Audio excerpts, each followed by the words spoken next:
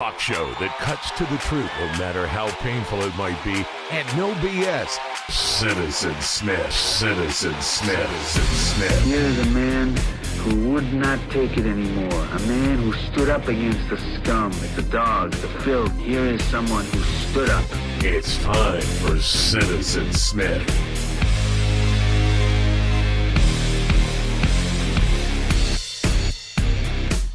Hello, everybody.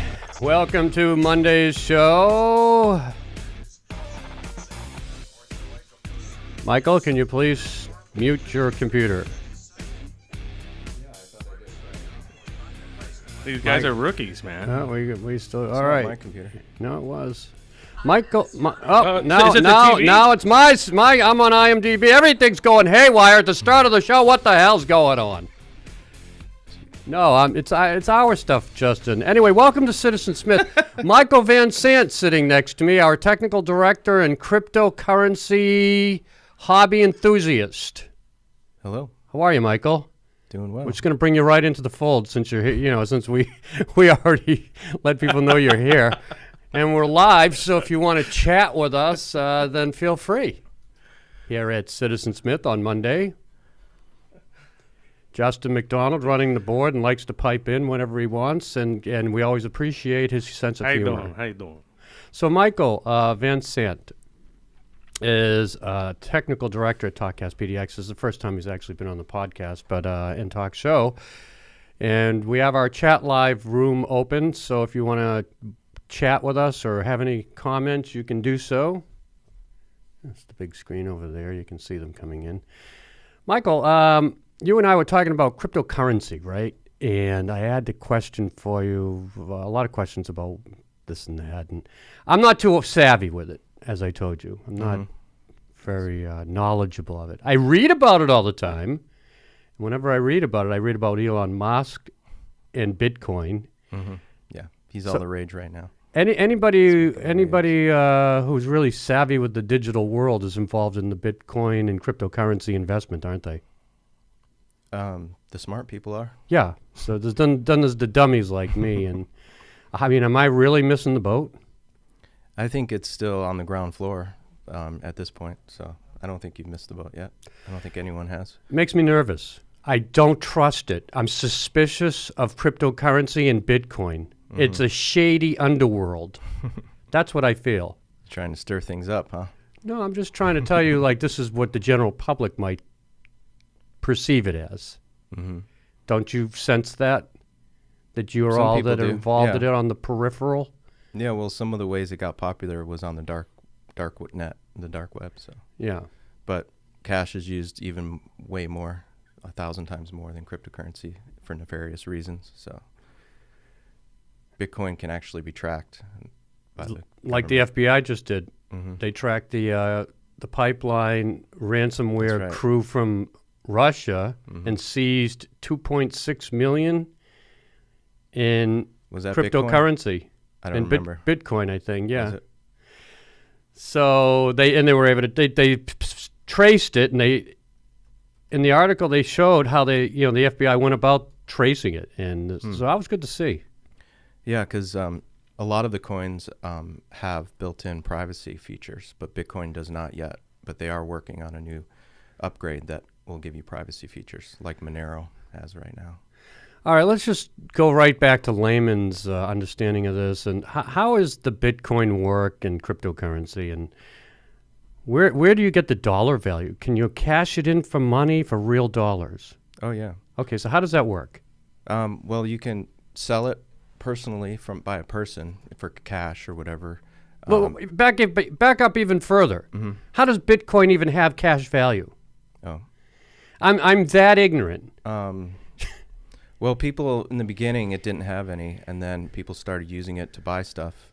There's a famous story about someone buying pizza with many, many Bitcoins like years ago, and now it would have been like $1 million pizza. That's the joke.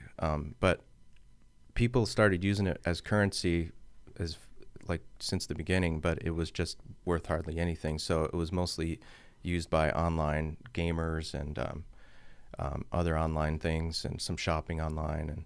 It just slowly over time, people realized that it was great technology. The people that looked into the white paper and looked at the math could see that it was groundbreaking technology and super secure and a great way to transact globally for practically nothing.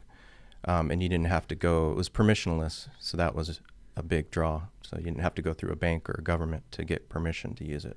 The founders of Bitcoin weren't, was those brothers, the twin brothers were involved in it from the Facebook. Winklevoss? Yeah. Twins? No. They weren't involved? No, they started Gemini and a couple other I could have sworn I read that they were involved with the Bitcoin. They started some of the first exchanges to sell Bitcoin on a national level, which was Gemini Exchange. But no, the founder is anonymous. Oh. No one knows who started Chinese it. guy. We have no idea. That's what I've heard. Could be anyone. Elon Musk, as some people say, but I don't think so. It's Satoshi Nakamoto is the screen name that the person used. Right. I remember reading about that. Could have been a group. It could have been one person. What do you think? Kind of savvy, or I don't know. I think it could have been a couple people that they've talked about that were science, cryptology, cryptography experts. That maybe one of them has passed away. And they felt the need for something digital because we live in a digital world. Why don't we use digital money? Why cash is like outdated? It's paper. How did they get to the point where it was being used beyond just an exchange for digital nerds and became an investment in cash generator? That's a tough question because I got into it in 2017. It was already going for like 8 years. I think it started in 2010. Bitcoin did. So it was 7 years in, and people already saw a lot of value in it because people were using it for trades, and banks were starting to buy it as investment opportunities for their portfolios. So, yeah, by the time I got into it, it already had a lot of value, like 4,000 or 5,000. I'm still not clear as to when it got to the point where it was traded for the equal value, say, to a car. I'm going to use my Bitcoins and buy a car, but how do you know, it's not backed by the dollar at some point. It had to, I don't get it. It's backed by math and a trustless system. A what? It's a trustless system. So it's a system where people trust the math and the technology behind it and not really the people they're transacting with. That's what makes it good because you can send money anywhere in the world and you'll know that that person's going to get it no matter what. And if you send it to the wrong address, it's gone forever. So people have faith. Don't make that mistake. People have faith in the government to back the U.S. dollar or military that's going to defend it. But with Bitcoin, people trust the peer-to-peer network and the technology behind it and the math, the cryptography. Are you familiar with this math very well now? I'm not a mathematician, so I don't really understand it all, but I'm familiar with the white paper, yeah. So the mathematicians have a leg up on us in this trading of cryptocurrency? I don't know. If I'm a mathematician, I should be involved with the investment of cryptocurrency and Bitcoin. Yeah, there's a lot of different reasons to be invested in it. Give me some. Well, you mentioned the financial reason, but that's not really why I think it's important. I think it's important because it opens up opportunity for people to do commerce in a new, unfettered way, much more free way, to where they don't have to have permission from banks and governments, where there's billions of people unbanked right now around the world that can't even get a loan. But now you can go online and get a loan with a smart contract with no one's permission. So I think it's... What's a smart contract?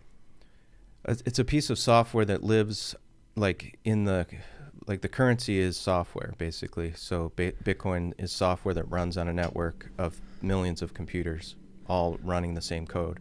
And it's just a series of transactions, but in that code there's also some smart contracts to where it's like programmable money. So if you want to do something, Bitcoin doesn't have a lot of smart contracts. It's mostly in Ethereum. That's what the big one is. So with Ethereum, it's kind of like you can program the money to do things when and have triggers set. So for instance, if you're a nonprofit, you could set up an Ethereum token. You can create a token, and then you could accept Ethereum or the token, and automatically, when the money is sent to the group or to the nonprofit, it can automatically distribute the funds to the proper channels, like whatever charities you're trying to help or people you're trying to support. So it can be programmed into where when people send money to the smart contract address, it automatically distributes it according to the rules that were set. Okay. So it's kind of like rules for, it's like a contract, a digital contract that lives on the blockchain. So you have a digital contract, you're exchanging digitally, you're using digital currency. Yep. All we read about is hackers getting into everything in our lives. What's stopping them from getting into this and screwing up your digital transaction? Well, they do get into cryptocurrency just like everything else, but they don't. The blockchains are so secure that they can't really hack into the blockchains as of yet. They just have it. They use more like phishing attacks and try to get people's personal information, and then impose or be an imposter as far as logging into that person's exchanges and then trying to send the money to their own wallets. Have you come across that? Personally? Yeah. No. No phishing? Have you detected a fish- phishing? Yeah. Oh, yeah. Yeah, lots of phishing. In fact, this is something a lot of people should do, as a matter of fact. I just logged into my phone account, AT&T, and I noticed that someone had tried to change my password. And that's in crypto, that's a popular thing is SIM swapping. So they'll try to get access to your phone cellular account, and then they'll try to reroute the number like you're getting a new phone number, but it's actually theirs. And then all of a sudden your phone stops working, and you're not getting your login 2FA codes for your crypto sites. That's what they use a lot. And so I noticed that, and I changed it right away, and I changed my password and everything. You changed what? What was changed was someone tried to change my email. I noticed a different email that I've never heard of in my account. That freaks you out, right? Doesn't that freak you out when you see something like that? Yeah, it was a little scary. It's unnerving. That's why all of us have friggin' anxiety today. Shit like this always going on in our lives. Yeah, The digital world has made more anxiety in our lives because people are more invasive. And then you can make a mistake putting something out there. And it's just... I think about it all the time. It's a very tedious world, and you can easily make a mistake if you're not savvy and lose a lot of money or time. Yeah, and it's unnerving, and I have a feeling like in the future when we really have a handle on this digital world we live in better than we do now. Right now we're like cavemen who just discovered fire. And, we light ourselves on fire. We overcook the food. We burn down our thatched house because, we didn't realize the fire could burn the hay. And we're at that stage. Yeah. We're going to get to a point years from now, were we a bunch of idiots the way we were doing things back then.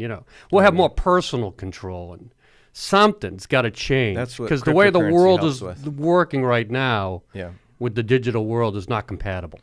Well, Apple just announced that their new at their Worldwide Developer Conference the other day, they announced a new way to deal with online security, and that is using your devices and your personal fingerprint or Face ID to log into sites instead of passwords. Because I use it all the time. Passwords is the main problem. Yeah, I hate the people friggin' reuse passwords. them, and they're all insecure. We got them written all over the place. So you got to. Those are archaic. Yeah. Everything should be finger or facial ID. Yeah. That's what I use whenever I can. Yeah, me too. And because let's face it, the password typing with the keystrokes is too hackable, and you have to remember it. You can forget it. It's archaic. Well, that's why I use a password manager like Bitwarden is an open source one anyone can get for free. I highly recommend that. I tie that to my web browser, and I can use my Face ID or fingerprint on my computer to log in to have all my passwords. But they're not online. They're encrypted locally on my computer, and no one can hack into that. So it's pretty secure. Just talking to you I'm getting anxiety just talking to you. I swear to God. I'm here to relieve your anxiety. Well, you're not. You're making it worse. All right, let's get to the investment side of things. So you invest quite a bit as a hobby, as a side job, for yourself and for some friends that need your assistance, because a lot of us don't have the insight that you have on cryptocurrency investment. So give me a little portfolio of what you've been doing without, revealing too much. Yeah. That's one of the major rules of crypto is you never tell people how much crypto you have. Oh, I see. Because people are always trying to be getting hacked. People are. Well, how do you invest? I mean, targeted. what have you been looking at? How's things been going? Up, down? Well, right now it's in a consolidation phase. The market has quadrupled this year, towards the beginning of this year, to all-time highs that no one's ever even imagined. Bitcoin went from 12, 13, 14,000 to over 60,000 in just a matter of a month or two. But now that's leveled off and it's dropped back down to 37,000 or so, 38,000. And now it's in a consolidation phase, and it's kind of moving sideways. Some coins are dropping a bit, but Ethereum, Bitcoin, and Cardano, those top coins. So there's different Bitcoins. No, there's only one actual Bitcoin. But the thing with this technology is just like it's software, and it's open source, so anyone can clone it and copy it. But once you do that, there's network effects that they're in play that people are all around the world are counting on this certain blockchain. Bitcoin, for instance, has lots of clones: Bitcoin Gold, Bitcoin Cash, Bitcoin SV. Because some of the early developers decided that it's a huge community of developers, thousands of developers work on Bitcoin. And so sometimes they have a tiff or they have different ideas. And what they do is they fork the coin, which is copying all the code and all the blockchain. And then they create a new one. But they usually rename it and it'll have a much smaller audience and group of followers and miners. So, yeah, there's lots of kind of like Bitcoin imposters. I think they're all crap, personally. I only believe in Bitcoin as far as that network, but there's lots of cryptocurrencies besides Bitcoin as well. Seems like a very confusing world. I see see the ads all the time for the different people touting different cryptos. Yeah, there's a new one every day. Yeah, but they're like, you buy this one, you mine this one, or whatever, you're gonna make money. Da da da da da. They all promise the moon. Yeah, I'm still kind of, how do you get a miner? I mean, how do you get it? That's the thing, and the blockchain stuff and all that stuff. How do you get Bitcoin? Or yeah. I mean, people talk about building machines that work all day and they just go play all day while they make money. Things like that. That's a mining rig, and it's basically a high performance video graphics cards in power supplies. That's mainly all it is. But to make any money with that, you have to have lots of machines, and you have to have the latest equipment straight out of China, which is hard to get, actually. That's why China has a lot of the mining, because they have the tech there. So they get first dibs on the new graphics cards. But back in the day, anyone could just use their computer or their laptop to mine Bitcoin, because it wasn't the math was much easier and there was less people doing it, so it was more of a chance that you would get rewarded a block of coins. But now it's very difficult. Most people just join pools of other computers to do it. So you're rich? Have you made a lot of money? I wouldn't say I'm rich, but you made a lot of money? Yeah, a decent amount. Have you cashed it in? Did you say, you know what, I've got so much, I'm going to put some in dollars and put them in the bank? Kind of. I took a little bit and put it in BlockFi. That's this. In fact, you were talking about the Winklevoss twins. They started Gemini, and this is like a subsidiary of Gemini, which is basically a online lending platform in crypto. So you could send your U.S. dollars there, convert it to a stable coin or Bitcoin or Ethereum, and then you can get paid 5 to 8.5% APR on that. You can also put up your Bitcoin or Ethereum as collateral and get a loan.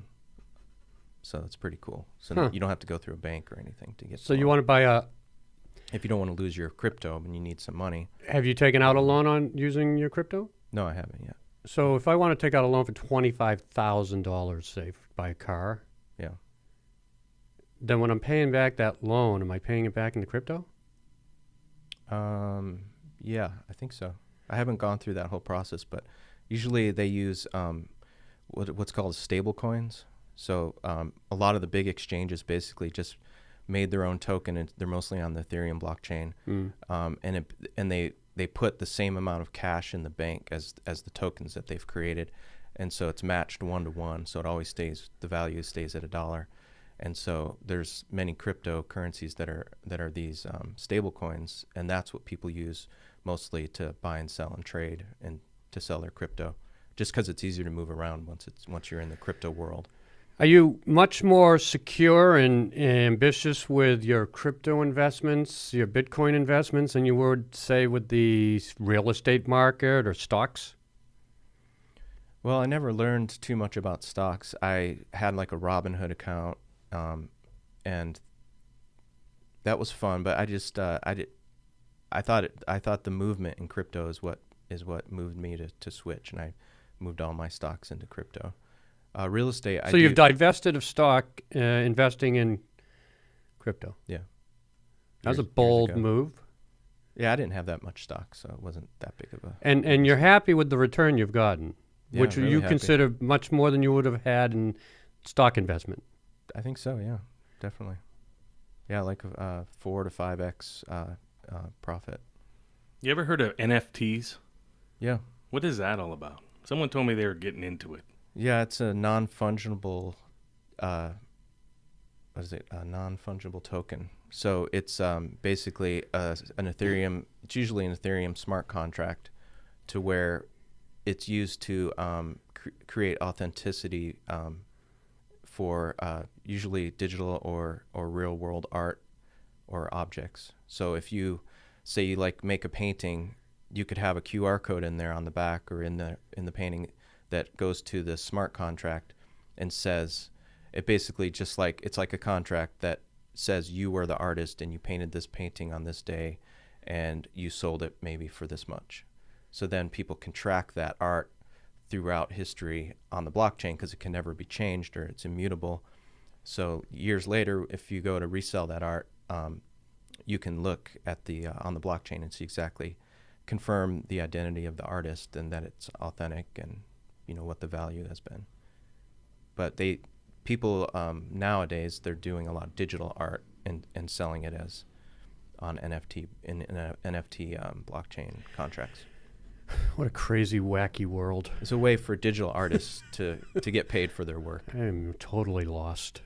Well, for years, digital artists have been making work and then not really getting paid for it, a lot of them. So I need a this book. is a way. I need a book. Can you recommend a book? I can't just listen to you I feel talk like about Mr. Magoo in the talking digital to world. you. Listening to you talk about this just confuses me more. And sorry. it sounds like just more of a maze of a world that you live in. Sometimes I get too technical. You might have to stop me. Can you recommend a book? Yeah, Crypto Assets is a really good one. By who? Do you know the author? I'd have to pull it up. I don't remember Crypto the author. Assets. Yeah. Is it new? Did it come out recently? No, it's been or? out for a few years. All right. 5 or 6 years. Because we need a book. Some of us need a book to understand this stuff. It's just Yeah. not. I need to take my time, go through it, understand it, and move on to the next chapter. I also really like Anti-Fragile by, I'll probably mess his name up, but Nicholas Taleb or something Taleb. And that talks about how blockchains are secured by network effects, by people using it and being tested by hackers and such. Same way that nature is tested a lot and grows stronger through pressures and stressors in the environment. Same thing happens with blockchains, which is interesting correlation there. But Anti-Fragile is a good book too.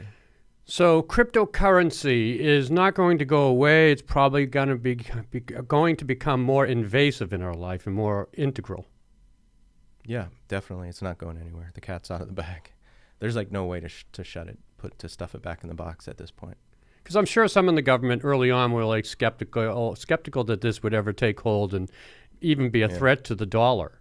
Yeah, and now currency. they're seeing it as a threat. Cash I currency. think, right now. They're talking about it in Congress, figuring out ways to control it right now as we speak. Which brings me to my last point of this discussion. Cryptocurrency will become the way we pay for everything, and cash is on a deadline when it will be eliminated. In China, they're going towards a digital you on. Yeah, I've heard that. What about America? Are you asking like when I think? Yeah. When in the prognosticate, please. Well, I think with the current situation, social unrest, and the movement towards AI driven economies, we're going to see more and more crypto being used because it's going to be safer and easier and better for other things to transact. I think that's what we're going to see in the future a lot is machines or robots or whatever, your car transacting, financially transacting on the blockchain, because that's going to be the only way to secure it. So more and more, the dollar's, inflating more and more every year, and we just keep printing more. But with crypto, at least with some coins, it's locked into a certain amount that can ever be minted. And I think people like that scarcity and that finite number, whereas they're losing more and more faith in some of these fiat currencies that just can be printed. Are we relying like on crazy. China for that printing of what you just mentioned? Of Bitcoin? Yeah. No. China has like 30 or 40%. That's a lot. Yeah, of the mining power. But the U.S. has a lot. I mean, a lot of northern countries have a lot because of geothermal. So a lot of places where there's cheap electricity and geothermal and solar and wind, they also have a lot up in like the Netherlands and What's that got to Alaska. do with what does geothermal get to do with it? Well, because it takes a lot of energy to do Bitcoin, and so you have to cool all those video cards. So you need air conditioning and electricity to run all the machines. And in places where there's geothermal, it's one of the cheapest forms of electricity. And also, they sometimes need a place to store that electricity when the town or whatever is not using it. Mm-hmm. So they often put it into these mining farms. I see. As a buffer. Have you ever been diagnosed as a genius? No. You're very smart. Thanks. Your intellect is very high. Thank you. It's a bit intimidating. I don't like being around you sometimes because it makes me feel inferior. So Anyone can learn about this stuff. It's not rocket science. Just got to read about it. okay, I'm just going to keep my distance from you, though. Hands, Probably a good idea. arm's length away. All right. Well, very good. Michael Van Sant. Is that the correct pronunciation, or is it Van Sant? Van Sant. Yeah. What is that? It's Maltese. What is Maltese? It's from the island of Malta, I was off gonna the say Malta. coast of Sicily in the Mediterranean. You're Italian, No, Maltese. It's a separate language and culture and everything. but it's near it. It's near the coast near of Italy. Sicily. It's near Sicily, but it's not Italian. No. How did that happen? I don't know. Millions of years of people trying to attack the port. You're and like you don't eat pasta and stuff there. It's like a completely different culture. different food. Yeah, it's more like Middle Eastern Really? influence. Huh? Who knew?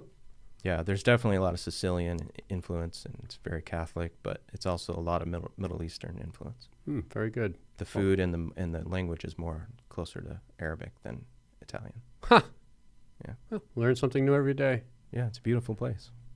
Very good. Michael Van Sant joining me today, our technical director here at TalkcastPDX, as well as a cryptocurrency savvy gentleman, as you found out today listening to him talk. Thanks a lot. Yeah, you're welcome. You can sit back now. I'm going to do my movie review, Cool. something I really know a lot Someone about. just sent a chat saying, "Where's the movie review?" So Get out of here. The movies are back. You're allowed in the cinema, and it's the only place to really appreciate a movie, as John Krasinski said before the trailer for before the movie Quiet Place 2, which I just sat in briefly to watch at the beginning, and then went to Cruella, the movie I had the ticket for. And this is starring Emma Stone, directed by Craig Gillespie, and also Emma Thompson is in it. So we'll get the two Emmas going head to head in this movie. Of course, it goes back to my childhood. This one, it's from the original writer's book by Dodie Smith, no relation, based upon her novel 101 Dalmatians, which I saw the Disney animation when I was a child, one of my favorite, and this is a far cry from that. this took I'm reading about there's 6 people involved in the writing process, which is unbelievable. Dana Fox is a woman credited with it, as well as Tony McNamara. And then they have some other ones listed story by. Interesting. But it is, somehow it works. Whoever wrote it, that group really did a smart, intelligent, it's very much an adult-oriented movie. You know, you bring the kids to this, like I saw some parents bring kids, they're about 2nd, 3rd grade, it's over their head. It's a little too mature. And I would recommend 5th grade or higher for this for kids. That's just my personal opinion. But for adults, I'll tell you, I loved it. It was, first of all, the costume designing is going to win an Academy Award. This was, because they integrate the costume designing world as Cruella wants to join after she gets involved with some orphans, a couple of orphans on the streets when her mom is, I don't want to give away too much, right? But she ends up in the streets with a couple of orphans in London or wherever they were. I think it was London. But and then it takes place from there and how she grows up, and then she meets Emma Thompson, who is the head of the big design business in the #1 designer of clothes.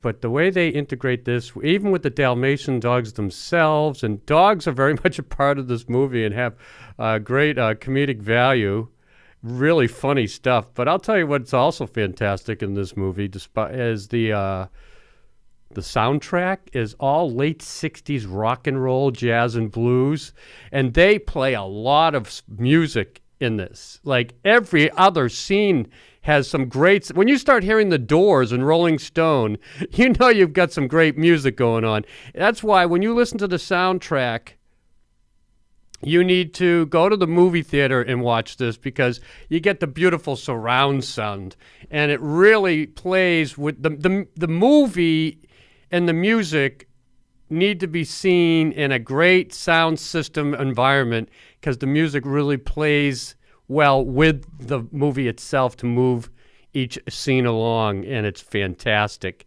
I cheered. I laughed. I was going to ask you, how many people were in the theater? There weren't many. I went to a matinee, what time was it? I went 2 o'clock on a Saturday, and there weren't that many. There was about 8, maybe less. And I just thoroughly enjoy being back in the theater. They closed it for a little bit, then they opened it, then they closed it again. Now it's open. So it should be open for good, because I believe Governor Kate Brown is close to just shutting down, getting rid of all mandates for masks and limitations on capacity. We're at 67% or more right now for 1 dose at least of the vaccine. She wants 70%. We're already at 70. They just haven't got the data to back it up right now. I expect at the end of this week, everybody can go into a movie theater and crowd in and have a good time.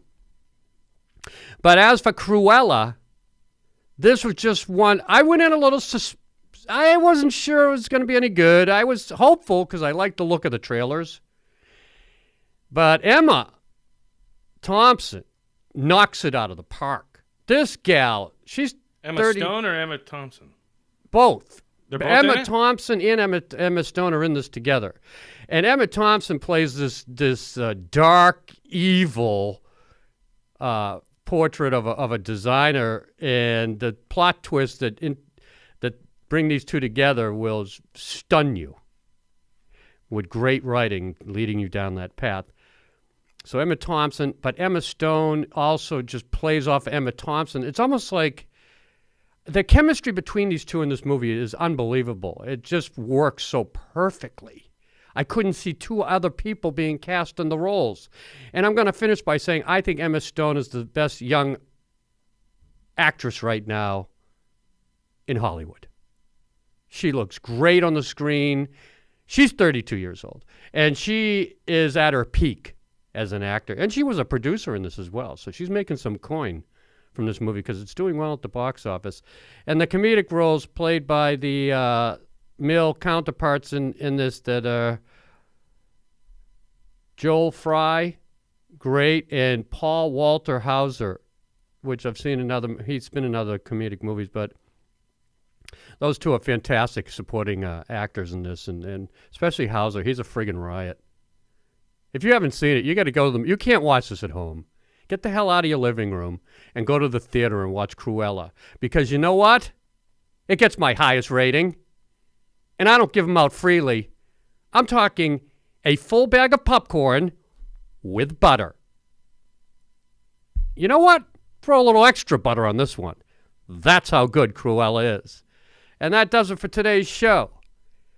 Thank you to Michael Van Sant again for enlightening us about cryptocurrency and Bitcoin. Join me again when we talk live right here on TalkcastPDX, your digital portal for Portland Talk. You got that right. Every day, 7 days a week. Have a great day.